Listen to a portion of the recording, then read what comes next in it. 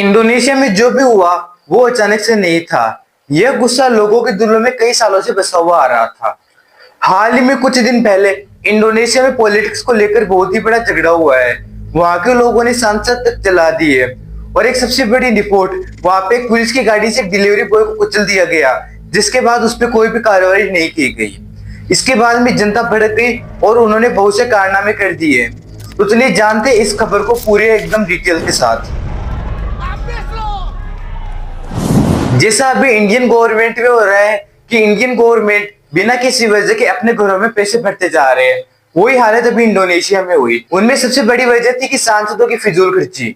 वहां के नेताओं को 50 लाख रुपए मिलते हैं, वो भी केवल ऐशो आराम के लिए। मतलब सोचो, जिस देश की जनता 2 रोटी के लिए भी तरस रही हो, उस देश के नेता 50 लाख रुपए केवल ऐशो आराम के लिए ले रहे हैं। मतलब इस बात से सीधा है कि लोगों में गुस्सा बनने का कोई गलत कारण नहीं है।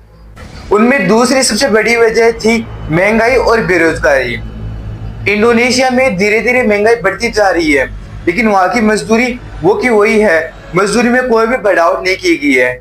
मजदूर दिन भर काम करते हैं, लेकिन वो इतना भी नहीं कमा पाते कि वो अपने परिवार की 2 रोटी की व्यवस्था कर सके। मतलब नेताओं के ऊपर फिजूल खर्ची और जनता जो केवल 2 रोटी के लिए तरस रही है। मतलब वहां के नेताओं को सोचना चाहिए कि देश में जो महंगाई बढ़ती जा रही है, उसके हिसाब से मजदूरी भी अवश्य बढ़ाई देनी चाहिए। भारत के जैसे ही इंडोनेशिया में तीसरी सबसे वजह थी, वो थी भ्रष्टाचार। वहां पे केवल उन्हीं के काम होते जो ऊंचे लोग होते। मतलब साधारण जनता के लिए कोई भी काम वहां पे किया ही नहीं जा रहा था। जो ऊंचे पद पर होते, जो अमीर लोग होते, सारे काम उन्हीं के हित में किए जाते हैं। मतलब जनता जो वोट देकर उनको नेता बना रही है, उन्हीं की सुनवाई नहीं की जा रही, जनता पे ही ध्यान नहीं दिया जा रहा। मतलब वहाँ पे सीधी बात है कि वहाँ का जो सिस्टम है वो केवल ऊपर वाले और अमीर लोगों के लिए हित में चल रहा था। ऐसे ही सिलसिले कुछ भारत में भी होते हैं। नेता जो केवल पब्लिक को न सुनकर केवल बड़े लोगों को ही सुनती है। धीरे धीरे भ्रष्टाचार और फिजूल खर्ची नेताओं पे इतनी होती गई कि लोगों का गुस्सा फटने लगा। और फिर एक दिन वो आया जिस दिन लोगों का गुस्सा उनकी हद से भी ज्यादा हो गया और फिर वो सड़कों पर उतर रहे हैं। और वो दिन था 28 अगस्त 2025। इस दिन को एक डिलीवरी बॉय अफान नाम के लड़के की मौत एक पुलिस की गाड़ी से कुचलकर कर दी जाती है, लेकिन फिर भी उस पर कोई एक्शन नहीं था। कोई भी उसके साथ में बोलने वाला नहीं था। नेता, पुलिस, सब कुछ इस बात को इग्नोर कर रहे थे। और फिर इस दिन के बाद से ही लोगों का गुस्सा बहुत ही खतरनाक तरीके से फूट पड़ा और फिर उनको मालूम चल गया कि आम जनता की जिंदगी की कोई कीमत ही नहीं बची हुई है। और फिर 29 और 30 अगस्त को जकार्ता, मकासर और सुराबिया जैसे जगहों पे प्रदर्शन भड़क उठे। शुरू में तो सिर्फ ये नारेबाजी थी, लेकिन फिर पुलिस के द्वारा लाठीचार्ज करने से और पब्लिक में आंसू के छोड़ने की वजह से यह गुस्सा लोगों के काबू से बाहर हो गया। ये सीधी बात है कि किसी भी जगह ऐसा हो तो लोग गुस्से से भड़क उठेंगे।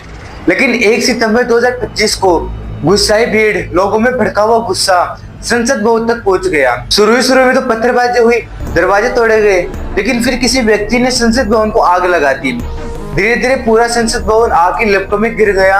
आग की लपटें आसमान को छू रही थी और लोगों का कहना था कि संसद भवन नहीं जल रहा है, ये हमारा सब्र जल रहा है। ये सीधी सी बात है कि लोगों का गुस्सा इतना भयंकर था कि उन्होंने संसद भवन को भी आग की लपटों में झोंक दिया। 2 सितंबर तक हालात बहुत ही ज्यादा बिगड़ चुके थे।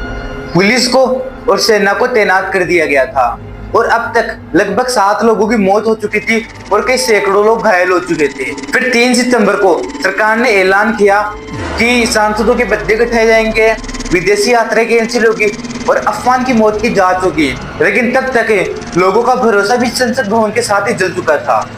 ये सब हुआ नेताओं को मिल रही ऐशो आराम की जिंदगी से, बढ़ती हुई महंगाई और बेरोजगारी से। और अफवान की मौत ने लोगों को गुस्से में एक चिंगारी फैला दी, जिसने ये सब कुछ कर डाला। मतलब लोगों का इतना भयंकर गुस्सा कि संसद जैसी बड़ी बड़ी भवनें भी आग की लपटों में गिर गई।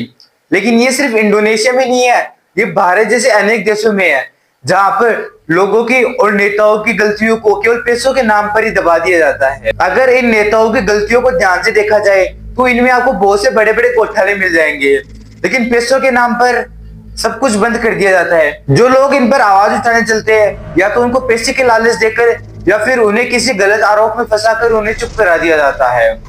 मतलब एक ऐसा सिस्टम जिसमें बड़े बड़े लोग आराम से बैठ के खा रहे हैं और गरीब जनता जो केवल 2 रोटी के लिए तरस रही है।